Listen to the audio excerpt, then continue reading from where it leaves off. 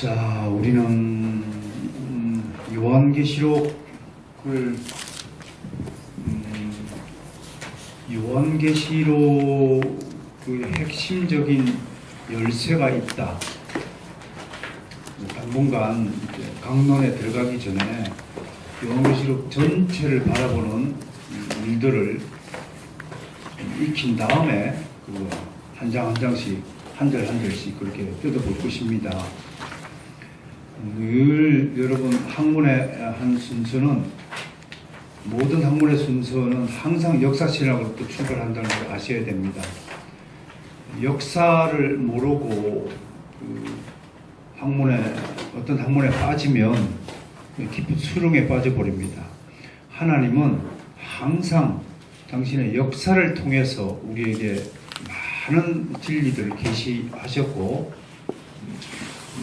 그리고 우리들에게 올바른 역사 관점을 가지기를 지금도 바라고 계신다. 그렇게 이해하셔야 됩니다. 지난주에는 많은 분들이, 세대주의자들은 시한부 종말론자들이 요한계시록을 잘못 오용한 사례들을 제가 소개하면서, 요한계시록은 급박하기 위한 재료가 아니라 핍박 가운데, 박해 가운데 있는, 또 고난 가운데 있는 옛날 성도들이나 오늘 사는 우리 모든 성도들을 향한 위로와 소망의 책이다. 그렇게 봤습니다. 지난주는 위로, 컴포트라는 안경을 가지고 요한계시록을 들어봤어요. 오늘은 이제 제가 나눠준 걸 보면 두 번째 키가 뭐냐면 보좌라는 겁니다. 보좌. 요한계시록은 보좌를 보는 것으로 시작하여서 하늘 보좌로부터 모든 심판이 일어나며, 하늘 보좌로부터 새 하늘과 새 땅이 열리는 것으로 마감한다. 그래서 요한계시록을 이해하는 중요한 열쇠 중에 하나가 하나님의 보좌입니다. 보좌, 그게 뭐예요? 완전 자리잖아요. 보좌. 보석이 딱 보석으로 치장한 의자를 보좌라고 해요. 우리나라 왕들의 의자와 중국 황제들의 의자가 뭐가 다른 줄 아세요? 우리나라 왕들은 절대로 무늬를 두거나 사치를 부리면 안 돼요. 이런 경복궁에 왕들 의자가 보세요. 어떤 무늬도 없어요. 왜 그럴까요? 그럼 중국 황제가 황제를 사칭죄를 물어서 중국의 황제만 그림을 그리고 금으로 입히고 그래요. 경복궁 가보세요. 그런 역사적인 지식이 좀 있으면 우리 궁을 여행하고 궁을 이렇게 관광하잖아요. 제일 한심한 사람이 누구냐면, 아무런 역사적인 배경 지식 없이 그냥 구경하러 가는 사람. 어디 여행을 해도 아무런 사전 지식 없이 여행을 다니는 사람. 정말 뭐라고 그럴까요? 뭐라고 그래야 돼? 좀 그래요. 좀 그래. 좀 그러지 마세요. 옛날에 우리나라의 조선왕조 실록을 보면요, 실제로 대감이 의자를, 자기 앉는 의자를 이제 화려하게 정단하고 했다가 그게 발각이 돼가지고 혼쭐이 났다는 기록도 있어요.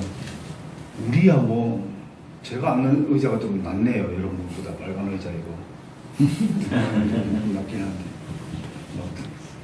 자, 오늘은 의자, 체어. 의자에 앉는 사람을 체어맨을 하죠.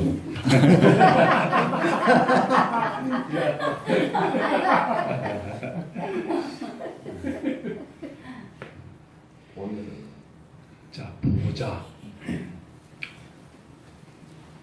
여러분, 이제 믿음의 세계 안에, 믿음의 생각 안에 지금 이 시간만큼 한 시간은 하늘나라에 하나님 보좌에 여러분 시선을 고정하시기 바랍니다.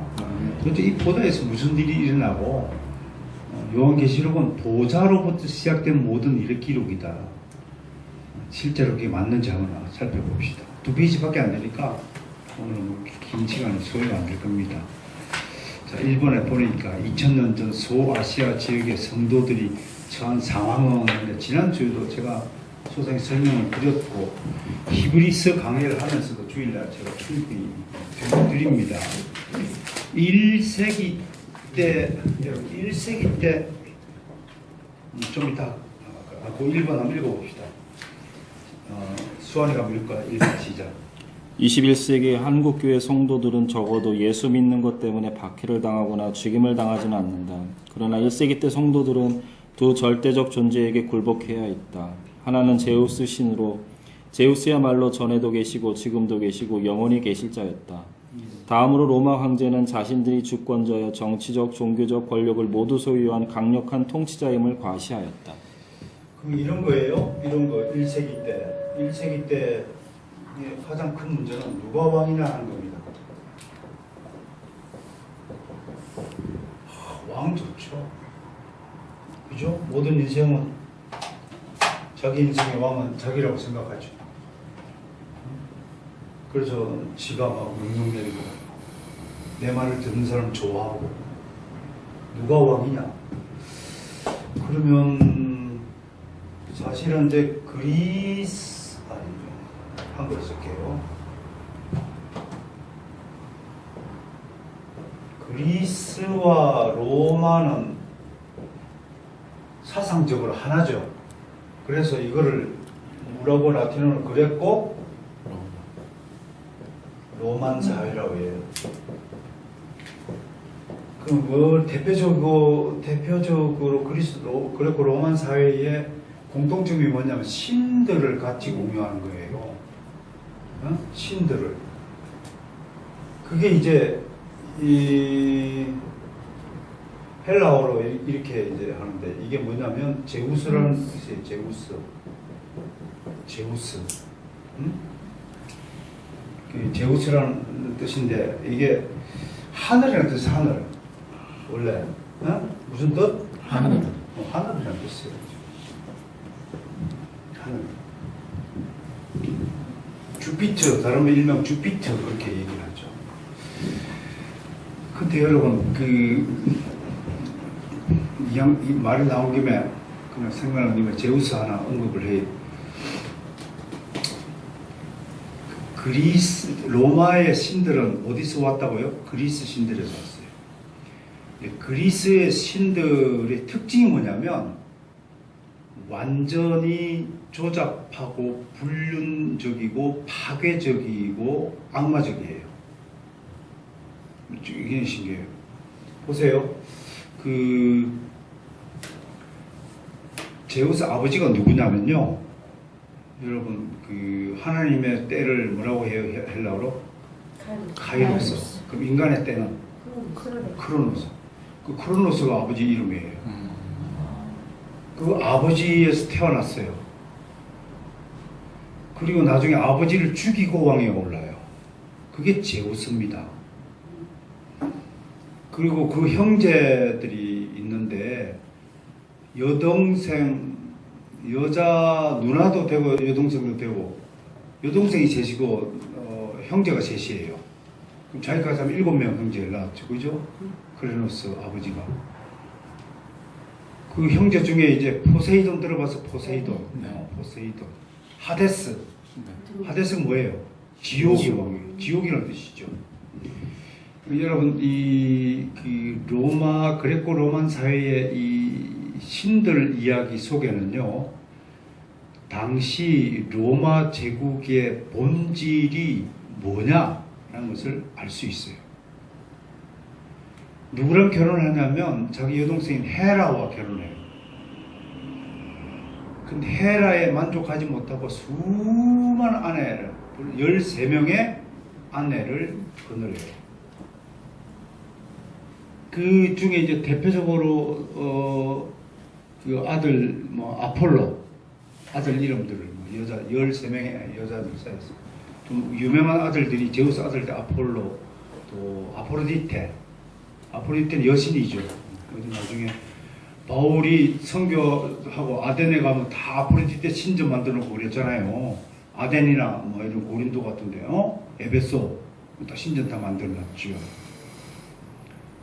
그 다음에 힘센 사람 누구예요? 힘센 사람. 천하장사. 헤라클레스. 그게 제우스 아들이에요. 아들이에요. 아무튼 여러분 보세요. 여기에 도덕이 있어요? 아버지 죽인 거 살인자죠. 그럼 누구의 자손이라 봐야 돼요? 가인의 자손. 우리가 이런 역사적인 지식을 좀 보유하면 성경에 기록되었던 하나님의 기록들이 정말 예사로운 기록이 아니라는 사실을 역설적으로 역추할 수 있어요. 역설적으로 추정할 수 있어요. 여러분 13명의 아내를 구했다는 것하고요. 1세기부터 1세기 때의 로마 황제가 몇 명인 줄 아세요? 13명이에요. 묘하게 일치가 되죠. 오늘 좀 격가지로 여러분들의 역사적 상식을 좀 소개하는데, 이제 저희 이제 역사 신학 안에서는 사실 이런 좀 잡다한 지식까지도 어떻게 책을 읽다 보면 이렇게 접수가 되는데요. 저는 다 필요하다고 봅니다. 이런 것들이 다 인문학적인 배경이 되어서 신학 함에 있어서 굉장히 풍성한 지식을 하죠. 황제 이름이 다양한데요. 이거 뭔가요? 시저, 케자르, 카이사르, 성경에는 가이사르. 그 다음에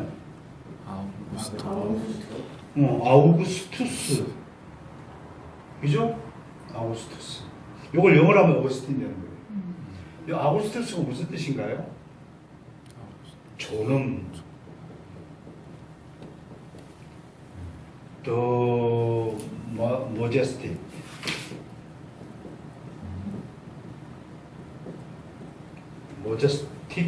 티켓. 최고 존엄자. 김일성 수령할 때 또 모제스틱 일성 킴 이렇게 소개한 영어로.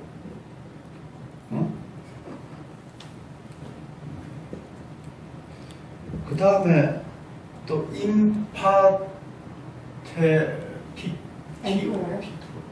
엠퍼러 영어로 엠퍼러인데 라틴어로 임파티토르.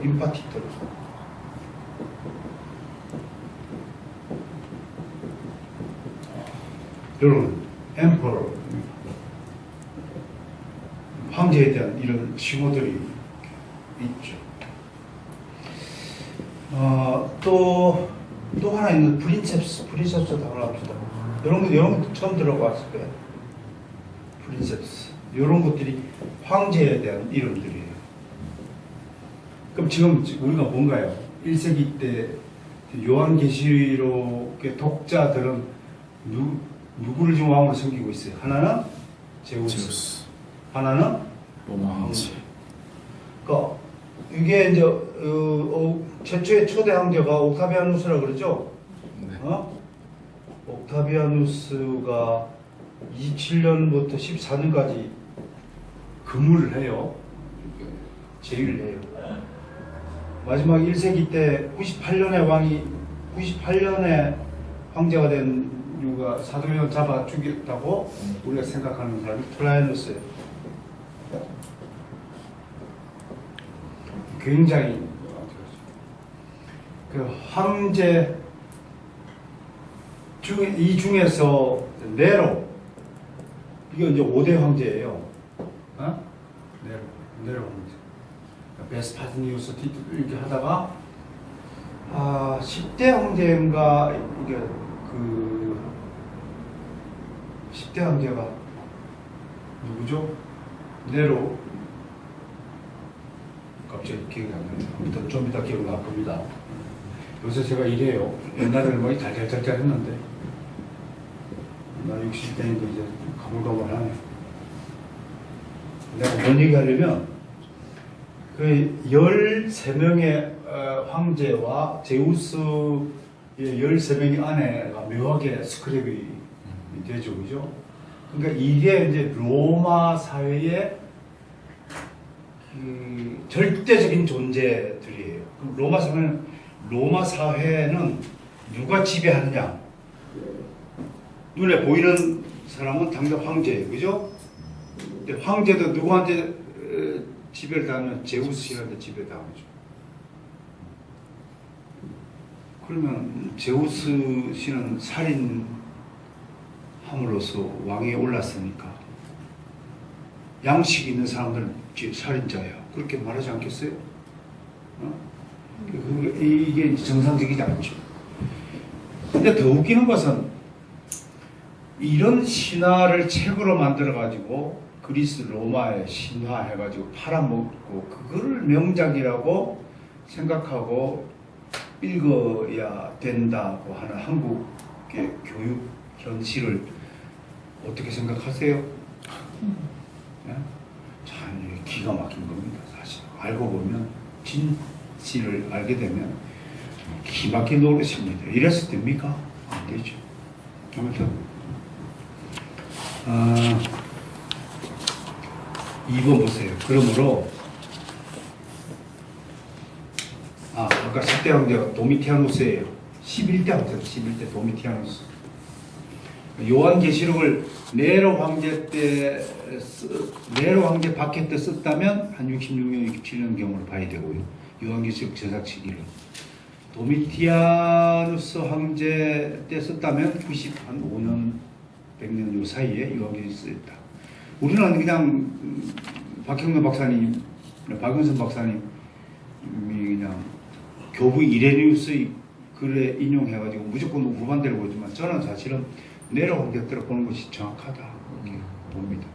요한계시록 제작 시기 우리 보수신학계에서는 지금 뭐 90년대 후반으로 지금까지 봐왔지만 좀 더 정확하게 분석해 보면 맞다 그렇게 생각합니다. 그러므로 초대교회 성도들에게 누가 세상의 통치자인가 하는 문제는 매우 심각한 것이다. 우리는 지금 이런 거 갖고 싸웁니까? 진짜 싸워야 되는데 당신 인생의 주인이 누구냐 라는 문제 가지고 좀 진지하게 생각해 봐야 돼요. 이런 상황 속에서 하나님께서는 계시록을 통해 또 다른 초월적 실제의 세계를 보여주신다. 눈에 보이는 로마의 황제가 만물을 다스리는 것이 아니라 전능하신 하나님이 다스리신다. 하나님과 어린 양이 왕이시라고 선언하신다. 지금 눈에 보이는 현상의 세계는 한시적이요 영원한 실제가 아니다. 이것이 요한계시록이 선포한 메시지다. 당시에 로마 황제 대신에 예수 그리스도를 믿는답시고 주일에 황제 동상에다 절도 안 하고 주일에 모여가지고 예수 믿는 것을 받은 증거만 도다. 뭐 그때 불려졌다 치고요. 그러면 이제 각 지역마다 뭘 파견해요? 로마 황제가 42국에다가 42명의 총독을 파견했던 거예요. 원래는 243개 주라고 봐야 돼요. 주를 그렇게 쪼갰어요. 그러니까 제국이 어마어마하게 크다는 거죠. 미국이 몇 개 주예요? 52개 주잖아요. 미국보다 훨씬 크다는 거죠. 주로 나눴으니까. 우리는 여러분들은 2000년 전에 이 일을 가지고 논하니까 로마 제국이 실체 안 오죠? 감이 안 잡히죠? 그 감이 잡혀야 이게 신학이 되고 성경 공부가 되는 겁니다. 남의 나라 얘기처럼 들리면 이게 이제 심각한 거예요. 로마 제국은 지금도 살아있을까 안 살아있을까? 이 세상 왕국이 다 로마 제국이고 바벨론 제국 아니에요? 영적으로 의미에서 살아있어요. 그러니까 이런 사탄의 왕국의 본질, 실체를 파악하는 것이 우리의 신앙을 온전히 지키고 내가 바른 길을 가는데 도움이 된단 말이에요. 그거 없이 그냥 무작정 뭐 예수 믿고 하는 것도 나쁘다 그렇게 말할 수는 없지만 우리의 목적은 무슨 신앙을 가져야 된다고요? 장성한 믿음의 분량, 성숙한 신앙이 우리 목표잖아요. 믿음으로 믿음에 이렇게 한다. 앞에 믿음은 하나님이 주신 것이고 뒤에 믿음은 우리의 책임하에서 주어진 것이다. 이렇게 보여주는 겁니다. 자, 보좌에 만물을 다스리는 것이 누구라고요? 전능하신 하나님. 하나님과 어린 양이 왕이다. 그거 이제 로마 제국에 완전히 반기를 든 거예요, 지금. 그거 다 잡아 죽이는 거죠. 응? 다 잡아 죽이는 거죠. 사도 요한이 죽고 난 다음에 요한의 제자들이 줄지어서 죽었어요. 156년쯤에 가서 누가 졌냐면 우리가 순교자 저스틴, 그렇죠? 저스틴 터틀리안 순교자 저스틴이 156년에 죽고요. 그 다음 10년 뒤 166년에는 사도 요한이 아끼는 제자가 한 분 계세요. 86세로 돌아가신 분, 볼리카. 제가 그 큰 집에 왔다 저를 그냥 저를 모시느라고 쫙 둘러가지고 경찰이 이렇게 서 있고 한 달 동안 편히 있다 공짜밥 먹고 아무 짓도 안 하는데 가만히 있으면 밥 주고 가만히 있으면 뭐 음료수 쓰고 그런 곳이 있었습니다. 넘어갑시다. 어린 양이 왕이시다. 여기에 전에 우리 학교에 실제로 양치기 출신 이스라엘 목사님이 오셨어요. 그래가지고 그분한테 이스라엘에도 아리엘 교회가 있다 소개를 받았고 청년 때까지 실제로 양을 쳤대요. 그러면서 우리한테 이렇게 질문을 했어요. 진짜 어린 양 먹어봤냐고. 여러분 어린 양 그러면 이제 우리는 감이 안 잡히죠. 이제 양을 키워보지 않았으니까. 소는 키워봤어요? 네. 이승기 목사님 소나 혹시 돼지 키워보신 적 있나요? 이렇게 곱차 같이 있어봤어요? 엄마 겁나시는 분이에요.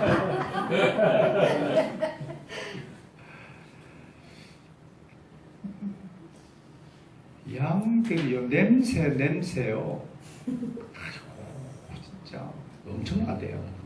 여름에 더우니까 겨울에 확 영하나 떨어지고 그러니까 이게 얼어붙잖아요. 이 땀 냄새가.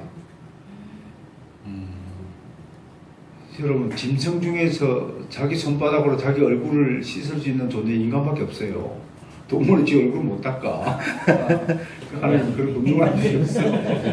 고양이 지원을 하는데 그러니까 냄새가 고집은 막 말도 없어요. 늑대가 잡아 먹으러 오는데도 지금 풀이 있으면 그거 뜯어먹고 있대. 심지어 진짜 놀라지 말고 늑대가 목을 물었는데도 그거 풀을 뜯어먹대. 그만큼 움직이기 싫어하고 게으르고 너희가 다 양 같아서 그릇된 길로 간다는 말을 있죠. 네? 그거요 정말 그렇다는 거예요. 양이요.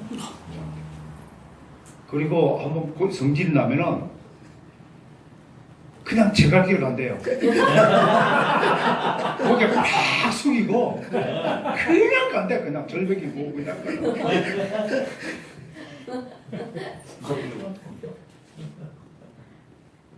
그런데 그렇게 의학스럽고 싸납기도 하고 엄청 싸납대요. 또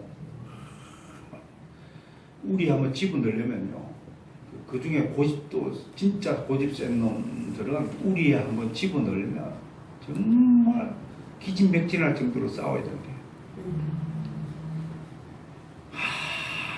그런데도 놀라운 것은 1년 미만짜리를 램이라고 그래. 램. 그게 성경에 나오는 어린 양이에요. 이걸 우리가 지금 어린 양이라고 하는 거예요. 어? 그러니까 여러분 성경을 읽을 때 이런 문화적이고 배경적인 지식을 좀 많이 알면 참 더 즐겁겠죠, 그죠? 성경 여행이, 그죠?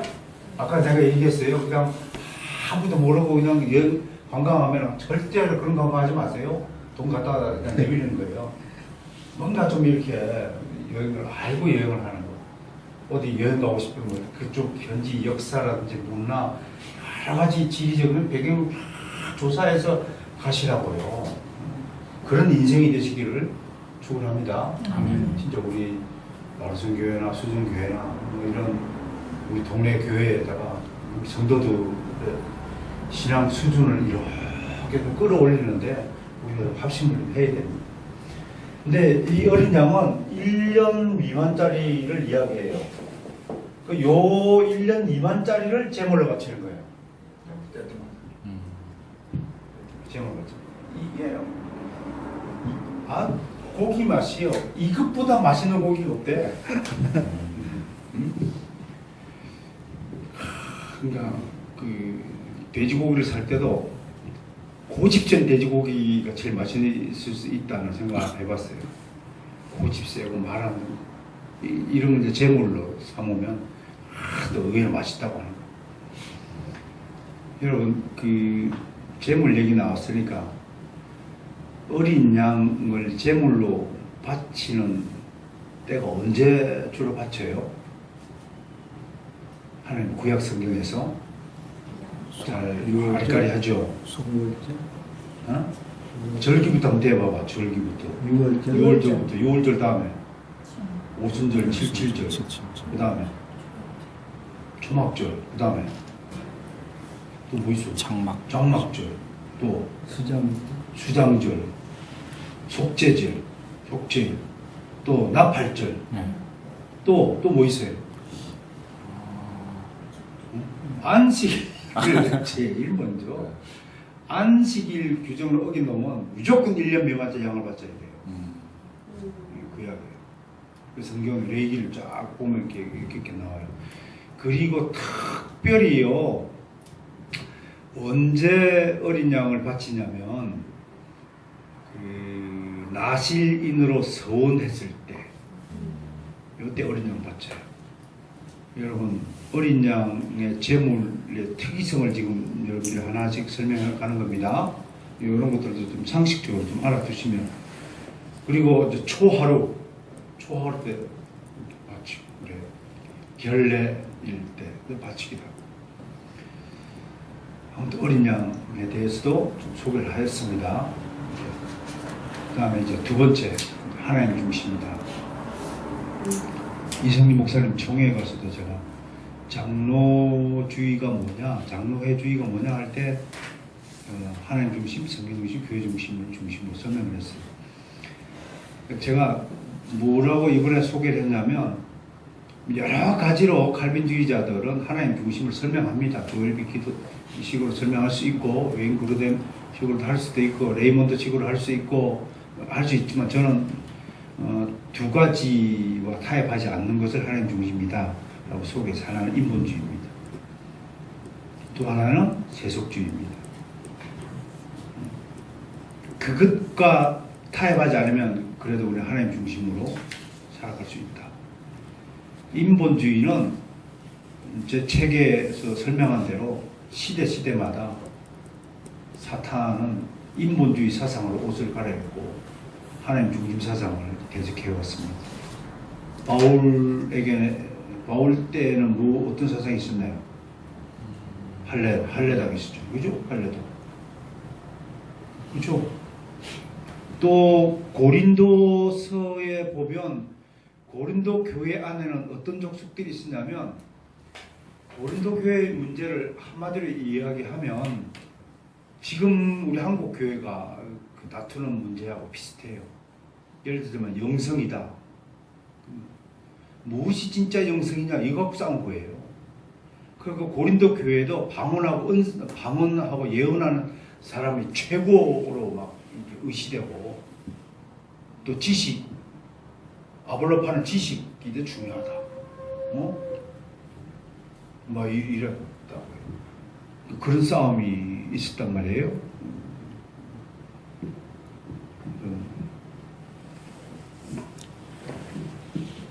그 다음에 2, 3세기 때는 영지주의자들, 그 안에 몬타누스라든지 도나투스라든지 이런 족속들이 교회를 어지럽히고, 그 다음에 아리우스주의자들이 나타나가지고 아타나시우스의 삼일체론을 반대했죠. 그 다음 페라기우스가 나타나가지고 오거스틴의 신학을 반대했죠. 오거스틴주의를. 시대마다 이렇게 인본주의 사상. 그럼 펠라기우스가 인본주의 맞죠? 그죠? 왜냐하면 하나님의 주권보다 인간의 공로, 행위, 그게 가톨릭 신학의 핵심이다. 그리고 우리는 뭐 너무 제가 맨날 강조하니까 이런 걸 하시겁니다. 공로 사상주의에 딱 이렇게 물들어 버리면 우리 교회 안에도 특히 일반 복음주의 교회권에 가면, 특히 통합적 교회에 가면 대체적으로 모든 성도들의 직분을 다 줘요. 그러니까 뭐 아무튼 교회에서 뭔 일이라도 지켜요. 일로서 승부를 보는 곳이 그쪽 교회인 것 같아요. 일로 승부를 봐요. 신학과 교리와 성경에 대해서 좀 풀어주고 하나님의 말씀을 좀 잘 이해시키 좀 우선으로 하지 않고, 일 필요하죠. 우리도 일해야 되잖아요. 그런데 보면 계속 공로주의로 몰아가요. 그러니까 그분들은 교회에서 뭘 일하지 않으면 뭔가 허전한 느낌을 갖는 것 같이 그래요. 그래서 뭐뭐 했다. 우리는 그러니까 보면 우리 교회는 현재 히브리스 강해를 하고 있는데요. 제가 몰랐던 이런 부분에 대해서 좀 알았어요. 대화가 이렇게 흘러야 되는데 우리 교회는요, 일주일에요, 지난주에 2억이 걷어졌어요. 지난주에 성교배로요, 몇 천만을 보냈거든요. 지난주에 누가 어디 뭘 했거든요. 지난주 우리 목사님 설교에 막 은혜를 받아가지고 막 할렐루야 놀렐루야 막 터져나왔거든요. 이쪽으로 대화가 흐르는 거예요. 우리 교회 상 받았거든요. 맨 그런 소리 하는 거예요. 그런 소리. 선교사를 누굴 보냈다는 둥, 뭘 했다는 둥, 뭘 했다는 둥. 바다를 하고 뭐 어디 가서 고아원 찾아와가지고 뭘 섬겼다는 둥. 맨 그렇게 한단 말이에요. 그게 행신학이에요. 100%예요. 그분들에게 히브리스 설명하거나 요한계시록의 주요한 주제가 뭐라고 생각합니까? 이런 얘기는 오도 가도 없어요. 어떤 자리에서 그런 대화가 안 돼요. 개혁주의자들은 모이면 하나님의 말씀 성경입니다. 완전히 틀려요. 근데 I did, 내가 했다. 아침마다 어떤 도시께서도 이게 하는데 메시지를 주는데 그 메시지의 주어는 누구냐면 I. 항상 내가 했대. 그게 본인이 아무리 속이려고 하고 감추려고 해도 자기 수준은 절대로 속일 수 없어요. 알겠습니까? 자기 수준은 절대 감출 수가 없어요. 만물의 시작이 하나님이시든 만물의 마지막도 하나님이십니다. 이는 하나님의 역사에 대한 주권을 상징할 표현입니다. 로마 제국의 보좌에 앉은 로마의 황제가 만물의 주권자이나 지배자가 아니라 하늘 보좌에 앉으신 영원하신 하나님이 만물의 주인이시고 왕이십니다. 계시록 1장 4절 하나님은 시작, 이제도 계시고 전에도 계시고 장차 오시니 나타나신 하나님 보좌라는 단어가 처음 등장합니다. 7명이 보좌 앞에 서 있습니다. 서두에서부터 보좌는 하나님을 나타내는 대표적인 상징으로 사용됩니다. 요한계시록이 뭘로 시작된다고요? 하나님의 보좌로부터 시작이 된다. 세 번째, 교회를 다스리고 심판의 주권자 되시는 분이시다. 교회는 다양한 상징을 통해 다양한 모습을 나타냅니다. 교회는 천상의 예배 공동체 시온산에 서 있는 14만 4천, 셀 수 없는 하늘의 큰 물이 도적인 해를 입은 한 여자, 마지막으로 새 예루살렘을 나타낸다. 다음에 제가 문자적 해석, 상징, 다음 주가 상징에 대해서 해석을 할 건데요. 요한계시록은 수많은 상징들이 나오죠. 이 문자적으로 해석하면요, 예수님은 아주 기괴한 모습이 됩니다. 요한계시록이 묘사한 예술이면요, 뿔 달리고 막 눈이 막 이렇게 달리고 우리랑 완전히 다른 괴물이 됩니다. 이번 결론적으로 계시록은 교회를 다스리고 주관하는 분 누구인가에 초점이 맞추어 있습니다. 바로 누구라고요? 어린 양 그리스도, 교회의 주인됨을 강조하고 있는 책이 자, 그걸 하나씩 봅시다. 1장 9절부터 2절 한번 살펴봅시다. 성경을 보고요. 1장 9절부터 2절에는 9절에 보면 반모라는 섬에 있었더니 10절 읽습니다. 시작. 주의 날에 내가 성령의 감동되어 내 대신 나는 소리가 큰 소리를 들으니 그리고 11절 11절 촛대를 봤는데 보세요. 13절 시작. 촛대 사이에 인자 같은 이가 아래 옷을 입고 가슴에 금띠를 띠고 그의 머리와 털의 이가 흰 양털 같고 눈 같으면 그의 눈은 불꽃 같고 그의 발은 풀무불에 달린다 빛난 주석 같고 그의 음성은 맑은 물소리와 같으며 그의 오른손에 일곱 별이 있고 그의 입에서 좌에다 소문이 나오고 그 얼굴에 해가 희게 비치는 이걸 한번 그려보세요. 문자적으로 해석하는 사람들한테 이거 그려보라 그래. 이것도 문자적으로 해석해야 될 거 아니야. 그럼 어떻게 돼? 눈은 완전 불꽃 이걸 타는. 우리처럼 눈이 이렇게 안 지겠어. 이렇게 불꽃이 이렇게 타는 거야. 우리 이제 천국 가면 놀래 잡아지는 거예요. 이런 우리 주님이 있었다면 참 골치 아픕니다. 그리스도는 사망과 음부의 열쇠를 쥐고 계시죠. 하나님께만 사용되었던 유일신론의 표현들이 어린 양에게 동일하게 적용됩니다. 또 그리스도 일곱 금 촛대 사이를 거니신 분이죠. 일곱 금 촛대는 일곱 교회를 상징하죠. 일곱 교회가 무엇을 의미합니까? 일곱 그러면 완전 수죠. 그러니까 이거를 어떻게 해석해야 되냐면 일곱 교회 그러면 이제 에스보드 사빌라 그 일곱 교회가 완성된 교회 전체를 상징하는 거예요. 다음 장 자세히 살펴봅시다. 여기서 우리가 오류를 보관하는 게 많은데요. 그렇게 봐야 됩니다. 그 다음에 2장 3장에 기록된 소아시아 일곱 개의 주인이 되었어서 교회를 주관하십니다. 교회를 열고 닫는 권세는 예수님이 가지고 계신다. 그 다음에 4, 5장은 하나님과 어린 양의 천상의 보좌를 장엄하게 되는. 이게 이제 굉장히 핵심장이고 핵심적 기록이고 장엄하죠.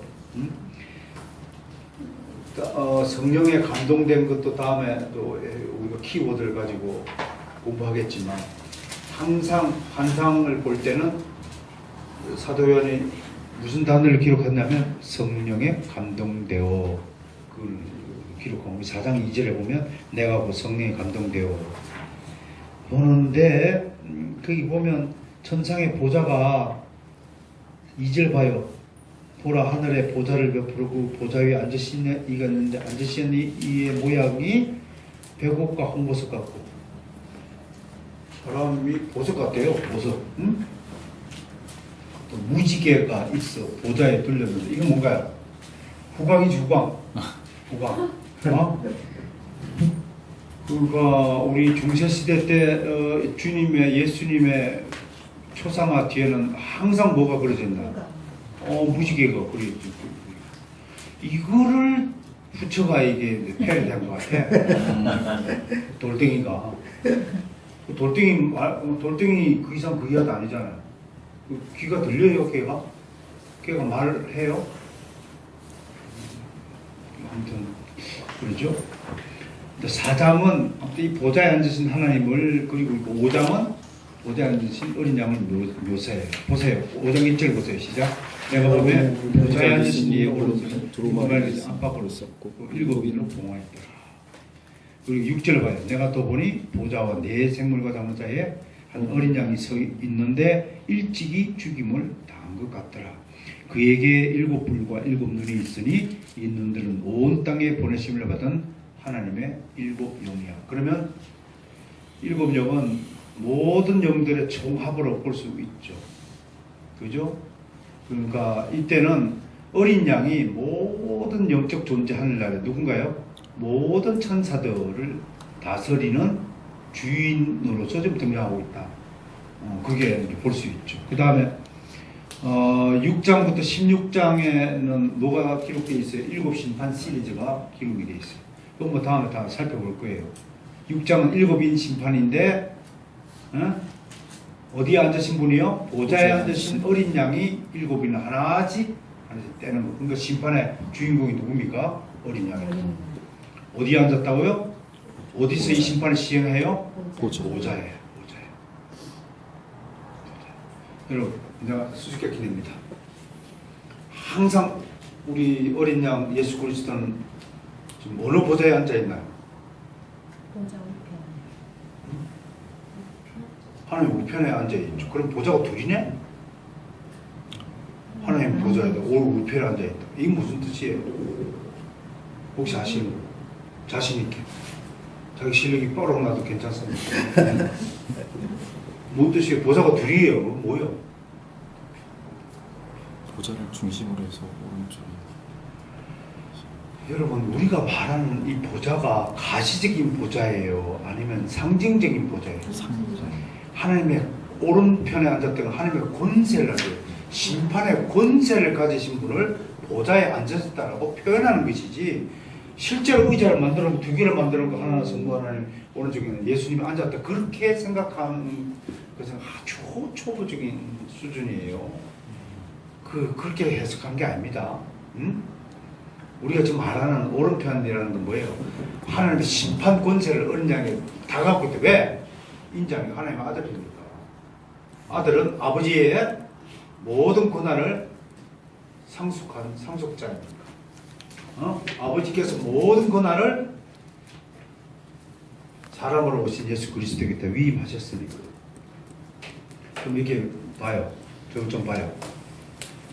이때 이제 심각하게 논해야 될 것이 거꾸로 이렇게 추론하는 거, 역추적이라고 그러는데, 하나님이 사람으로 오신 예수 그리스도에게 자신의 권한을 50%밖에 안 줬다면 어떻게 됐을까요? 뭔 일이 일어났을까요? 좀 자유롭게 상상해봐요. 이렇게 상상력이 빈곤했어요. 어떻게 해요?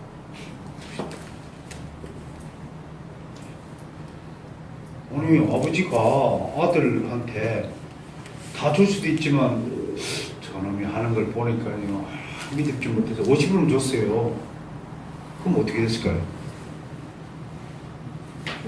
넌센스야, 넌센스. 그럴 일도 없겠지만 하나님, 그건 있을 수 없죠.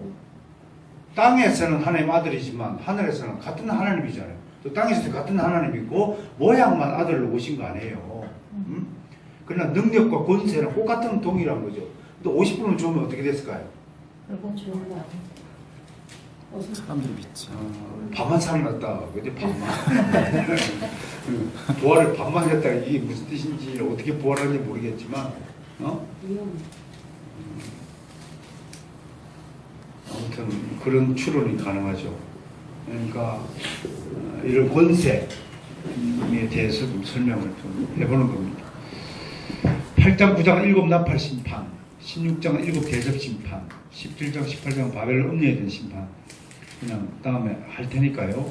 그렇게 하고요. 그 다음 네 번째로 새 하늘과 새 땅의 중심이 보좌다. 새 예루살렘은 하나님의 보좌로부터 내려오는 21장 2절. 아유, 21장 2절. 됐나요? 시작. 또 내가 보매 거룩한 성 새 예루살렘이 하나님께로부터 하늘에서 내려오니 그 준비한 것이 신부가 남편을 위하여 단장한 것. 하나님께로부터 하늘에서 내려온다. 또 보좌로부터 새 하늘과 새 땅에 내려온다. 여러분, 이걸 어떻게 해석해야 됩니까? 이제 앞으로 요한계시록 강의할 때 이런 아리까리한 부분에 대해서 제가 좀 자세하게 짚어가고 소개해 드릴 텐데요. 세대주의자들은 어떻게 해석하느냐면 이걸요, 우리가 눈 보는 하늘에서 그대로 내려오대요. 내려오대. 그럼 이제 이게 과학적인 이제 실제 현실과 심각하게 부딪히는 거예요. 우선은 내려오려면은 이 대기권을 뚫고 내려오려면 일단 대기권을 없애야 돼. 그렇지 않으면 예를 들어 불타거든요. 아니 그 우주선도 확 올라다가 지구로 다시 돌아오면 불타잖아요. 그 엄청난 불이 타잖아요. 바깥에. 일단 대기권 없애야 돼요. 그 대기권을 없애면 어떻게 돼요 우리가? 죽어. 이제 마실 공기가 없었죠. 그런 문제를 해결해야 돼. 세대주의자들 과학적인 설명이 안 돼. 그냥 무작정 우리가 과학적인 원리를 무시하고 그건 영적인 일이니까 그냥 밀어붙여. 영적으로 그렇게 돼. 라고 주장하면 신학은 비웃음거리가 될 거예요. 그럼 뭐예요? 새하늘과 새 땅에 내려온 거.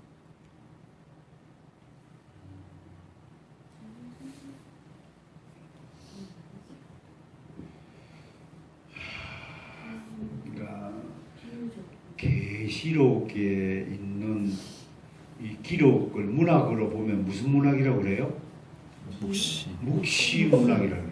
그 묵시 문학이라는 것은 실제로 일어난다는 거 안 일어난다는 거예요. 아니요. 어? 아니요. 아니잖아. 홍길동이가 진짜 구름을 타고 다녔어요? 아니요. 문학이에요. 문학, 묵시문학. 왜 묵시문학을 통해서 이 1세기에 살았던 성도들에게 야 힘들지만 좀 참아라. 끝내는 우리가 이긴다. 하나님이 보좌에 앉아 계시고 우리를 지키시는데 누가 우리를 썰뜰 수 있느냐. 몸은 죽여도 어따 우리 마음은 못 가져가이. 이런 것을 할 때 그 사실을 있는 그대로 다 쓰면 딱 검열 당해가지고 조선시대를 읽지도 못해.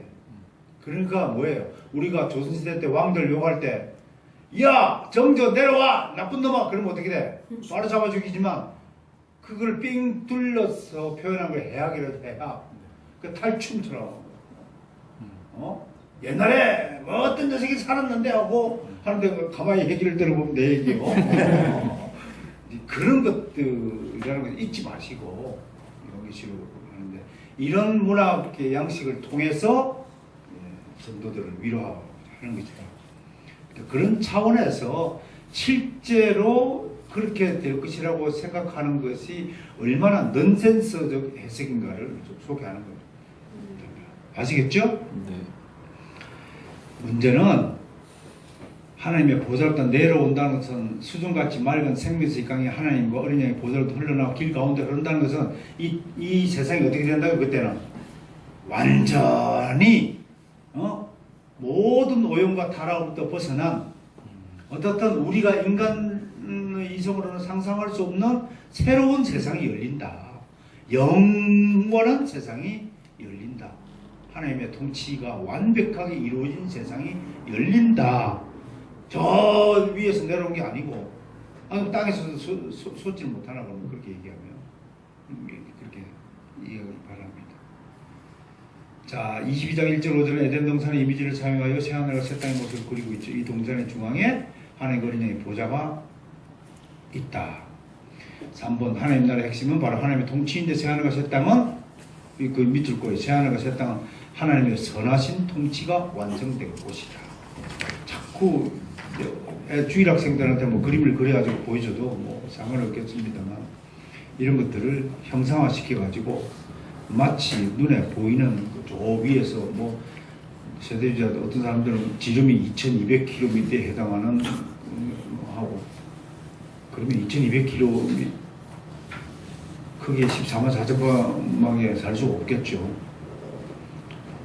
대한민국 한 4배의 길인데 대한민국 위에서 이까지 1200km면 대한민국 2배 그죠? 신의주부터 저 부산 2배 그밖에 땅이 안 되면 얼마 되겠어요? 그 지구에 그런 게 아니라는 거. 자, 4번 종말이 하나님의 손에 달려있다는 것을 확신하는 사람은 고난 속에도 쓰러지지 않을 것이다. 히브리서 12장 28절 함께 읽을까요? 시작. 그러므로 우리가 흔들리지 않는 나라를 받았 받았으니 은혜를 받자. 이름을 말미암아 경건함과 두려움으로 두려움으로 하나님을 깊이 섬길지. 우리는 결코 쓰러진다 안 쓰러진다. 우리 망한다 안 망한다. 안 망한다. 지금 고난은 잠시 우리의 스치는 고통일 뿐이다. 이걸 좀 견뎌야 된다. 그러면서 악의 실체를 보십시다. 이 땅에 존재하는 악의 실제에 대해 계시록은 이제 이게 잠시 허용한 것 그래서 이거 헬라어를 배우시면 신적 수동태를 배워요. 에도 때 그러면 뭐냐면 내가 한 것이 아니고 하나님이 허용하신 거예요. 그러니까 이런 에도 때 신앙이라고 하는데요. 에도 때 신앙을 가지게 되면요, 나를 괴롭히는 사람이 있잖아요. 그럼 이게 다윗의 신앙 고백이 되는 거예요. 시므이가 막 저주를 했잖아요. 그러면 어떻게 우리 해석해야 돼요? 에도 때 신앙은 하나님이 허용하신 거예요. 아, 하나님이 내가 뭘 살필 게 있구나. 내가 내 스스로 신앙을 점검할 게 있구나. 그래서 원수가 주어진 것을 감사하라. 이게 에도 때 신앙이에요. 오늘 이거 하나 배우고 갑시다. 아멘. 이런 신앙을 가지면 아주 성숙해지죠. 어떤 사람이 나 괴롭히고 욕을 하더라도 처음에는 좀 막 부딪혀 하다가 좀 있다가 에도 때가 떠오르면 어떻게 해야 돼요? 아, 이 하나님이 허용하신 거고, 내가 내 잘못을 잘 깨닫지 못하니까 이런 방식을 통해서 나를 깨닫게 하시는 은혜구나. 아무튼 은혜 아닌 것이 있어 없어요? 없어요. 그 에도 때 신앙을 좀 기억합시다. 이거 신적 수동태라고 그래요. 예? 아멘. 그 욥기에 보면 그러잖아요. 욥을 누가 하나님이 허용해야 안 해요. 허용. 사단 앞에서 하나님께 자랑하지 말아야 되는데 사단이가 오니까 저 봐라 우리 욥 봐봐라. 왜 이놈아 너는 욥처럼 못하고 그러냐. 에이 하나님이 욥한테 온갖 거 다 해주니까 그러죠. 그래? 그거 없애버려라. 없애 네가 테스트 한번 해봐. 허용해준 거죠. 그 처음에는 전반전은 사단이 이기잖아요. 욥이 막 내가 태어나지 말아야 될 걸. 차라리 죽음이 없을 때는 탄생이 없었다면 죽음도 없었을 텐데 뭐 쭈글쭈글 하다가 막판에 가고 그냥 역전이 당하는 그 욥기 아니에요. 욥기에는 정말 깊은 신론이 담겨 있는 거예요. 욥기 한번 좀 제대로 한번 해봅시다. 언젠가 우리 저 요한계시록 끝나고 히브리서 끝나면 욥기를 다루거든요. 봅시다. 욥기는요, 보통 사람의 수준과 지식으로는 덤벼들면 안 돼요. 욥이란 인물과 그 세 친구들이 만만한 존재가 아니에요. 그 세 친구가 한마디로 얘기하면 영지주의자고요, 펠라기우스주의자고요, 알미니안주의자들이거든요. 우리 주변에 가장 우리를 힘들게 하는 신앙이 누군지 알면 저는 알미니안주의라고. 내가 늘 강조하죠. 우리의 가장 원수가 우리를 가장 닮았다. 잊지 마세요. 이단은 1000가지 중에 999가지는 닮았는데 한 가지가 틀려요. 다 결정이 때. 그게 이단이에요. 허용한 것이다. 무슨 신앙? 에도 때 신앙입니다. 허용했다. 감사할 수 있죠. 2번을 다 함께 읽고 마칩시다. 시작. 이 땅에서 사는 동안 하나님의 백성은 시력과 마음을 이 땅이 본향이 아니다. 계시록의 땅을 광야라고 부른다. 어린양의 궁극적 승리가 우리 승리이다. 우리는 이제 이스라엘 지나치게 이에 비해 살았다. 궁극기 중국의 승리를 강하게 바라보자. 됐나요? 여러분 요한계시록을 이해하는 핵심 키워드로 하나님 보좌를 소개해 보았습니다. 모든 일의 시작도 보좌로부터 시작되고 모든 일의 마무리도 일의 과정의 심판의 과정도 보좌에서 일어나고 새하늘과 새 땅도 보좌로부터 내려와서 요한계시록 대장정이 마무리되고 있음을 바라보게 되었습니다. 다음 주에는 상징에 대해서 공부할 겁니다. 아주 재미난 것들이 많이 준비되어 있고 여러분들이 궁금해하는 것들 뭐 7, 80% 이상 해소 그런 시간이 될 텐데요. 아무튼 저희가 요한계시록을 하는 것은 요한계시록에 대한 많은 그 해석들이 있습니다.